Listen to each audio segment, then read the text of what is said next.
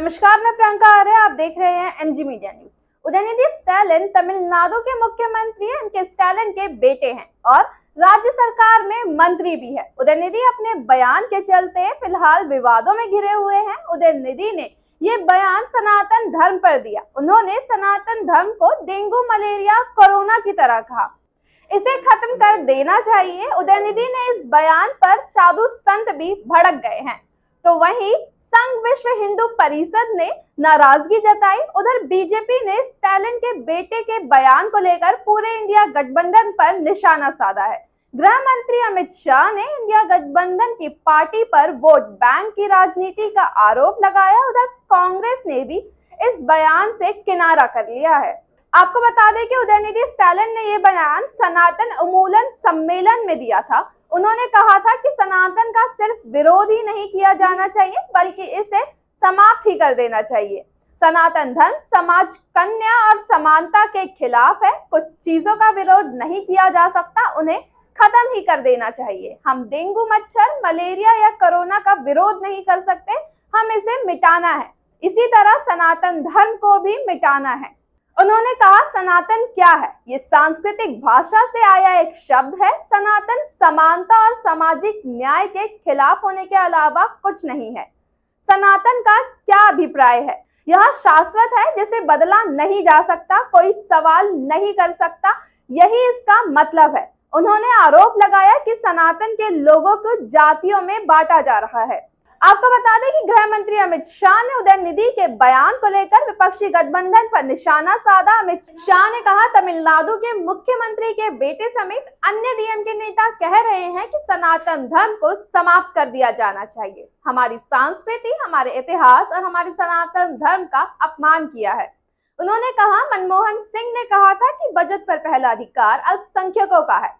हम कहते हैं कि बजट पर पहला अधिकार गरीबों का, आदिवासियों का, दलितों का और पिछड़े वर्ग का है। इन्होंने वोट बैंक के लालच में अल्पसंख्यकों का पहला अधिकार सिद्ध कर दिया। शाह ने कहा, राहुल गांधी कह रहे हैं जो हिंदू संगठन है वो लश्कर-ए-तैयबा से भी खतरनाक है। राहुल बाबा, आप हिंदू संगठन को आतंकवादी संगठन के साथ तुलना कर रहे हो और आपके गृह मंत्री कहते हैं कि हिंदू आतंक चला रहा है। केंद्रीय गृह मंत्री के इंडिया गठबंधन को घमंडिया गठबंधन बताते हुए कहा कि ये गठबंधन वोट बैंक की राजनीति करने के लिए, तुष्टीकरण की राजनीति करने के लिए और किसी भी स्तर पर जा सकता है। लेकिन मैं उनको बताना चाहता हूं कि वे जितना बोलेंगे उतना ही कम जीतेंगे। उन्होंने कहा, कांग्रेस पार्टी के अध्यक्ष कहते हैं मोदी जी जीतेंगे तो सनातन का राज्य होगा। सनातन का राज लोगों के दिल में है, उसको कोई हटा नहीं सकता। और मोदी जी ने कहा कि ये देश भारत के संविधान के आधार पर चलेगा। मोदी ने देश की सुरक्षा करने के लिए काम किया है।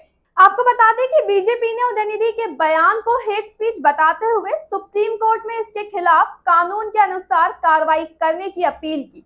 बीजेपी के राष्ट्रीय अध्यक्ष जेपी नड्डा ने कहा, उदयनिधि स्टालिन ने कहा कि सनातन धर्म को खत्म कर देना चाहिए। उनका कहना है कि डेंगू और मलेरिया की तरह सनातन धर्म भी खत्म कर देना चाहिए। उन्हें ऐसा बयान देने की कोई झिझक नहीं हुई।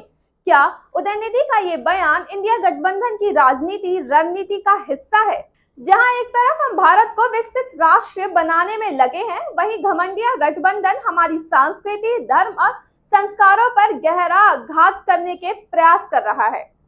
विवाद बढ़ने पर उदयनिधि ने सफाई दी। उन्होंने अपनी बात को दोहराते हुए कहा कि भाजपा के दावों के मुताबिक उन्होंने अपने बयान में कहीं भी नरसंहार का जिक्र नहीं किया। उन्होंने बस सनातन धर्म की आलोचना की। उन्होंने प्रधानमंत्री नरेंद्र मोदी का उदाहरण देकर कहा कि जैसे पीएम मोदी कांग्रेस मुक्त भारत की बात करते हैं, लेकिन इसका मतलब ये नहीं कि वे कांग्रेसियों की हत्या करना चाहते हैं।